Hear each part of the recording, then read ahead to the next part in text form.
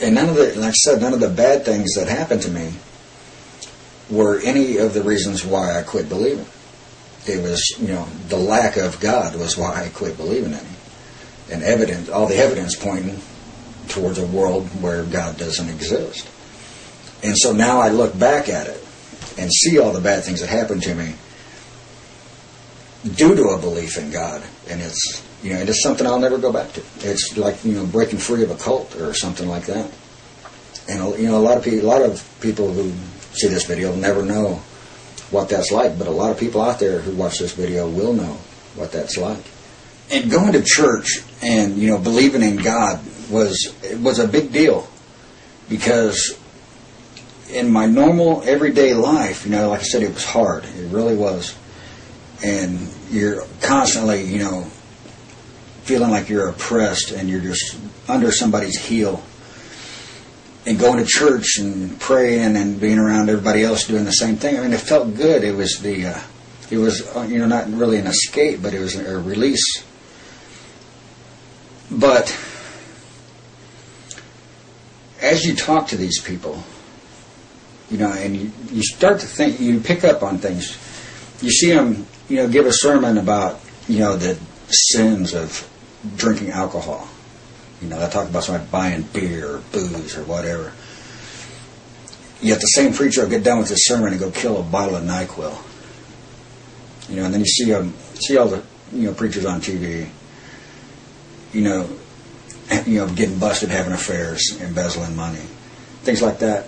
And as you talk to these people, you'll get like different answers to the same question from different ones. And, I've met Jerry Falwell, I've met a lot of these people. And they didn't know what the hell they were talking about. I mean, none of them did. They weren't getting their information from God like they claimed they are. They were getting no answer from God, just like I was getting no answer from God when I prayed and, tried to, get my situation better. And so when you see, videos from like, the Atheist Antidote or Gear Up, that's why I have to laugh, because it's so asinine that, that this guy's going to try to tell me what's what. And, I feel like I'm, highly qualified to be able to tell him to shut the fuck up. Because they really don't know. They have no clue. I mean, who is Gear Up to sit there and make a video and point at the camera and say, I'm a wicked atheist and I'm going to burn in hell. It's asinine. That's the level of stupidity that these people are displaying. I know what hell is. I've studied the history. I understand where it comes from. I understand where the idea comes from. I understand when it was made up. I know these things because I checked into it.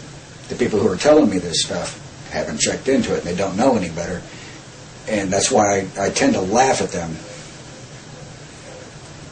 because the argument is laughable, now. And it's not because, I'm just some hard-headed atheist. It's because I have experience. And I've experienced a lot of things that they never have, or they don't know how to get out of.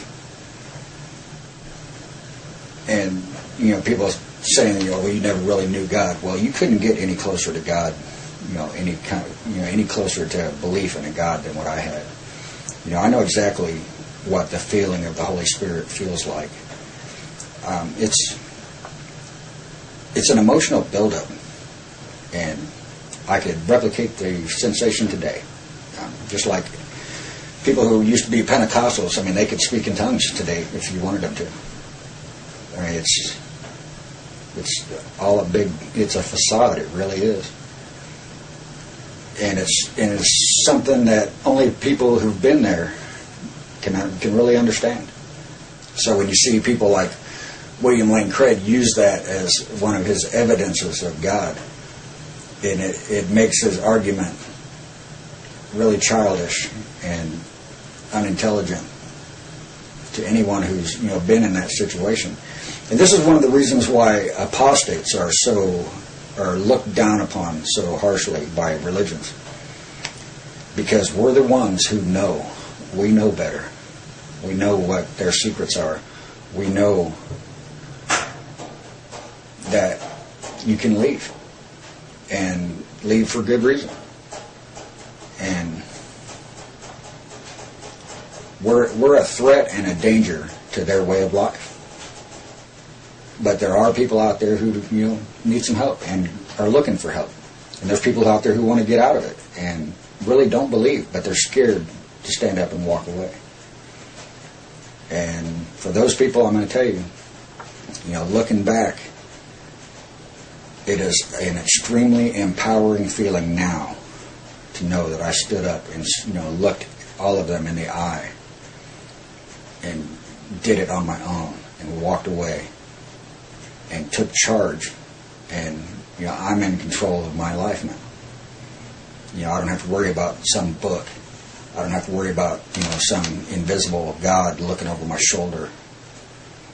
And it's not like they'll want to say, well, you just want to sin or whatever. And it's every bit of it's excuses. I mean, I watch like the Atheist Antidote videos, and I laugh at this stupidity. I really, really do. And it's not that I'm trying to be arrogant. It's that, I've been in his shoes. I know what he's thinking. And I've moved beyond that. I've graduated to a different level. And I did it on my own. And that's something I would really, really recommend to anyone that's, ready to move on and get out of there. Do it. Go. If you need help,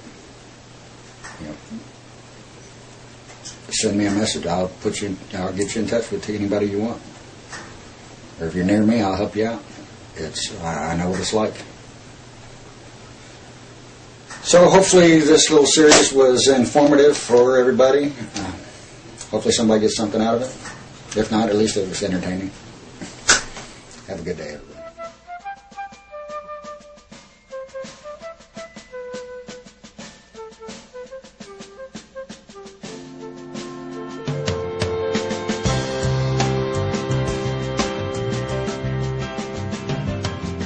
Listen, children, to a story that was written long ago about a kingdom on a mountain and the valley far below. On the mountain was the treasure buried deep beneath the stone, and the valley people swore they'd have it for their very own.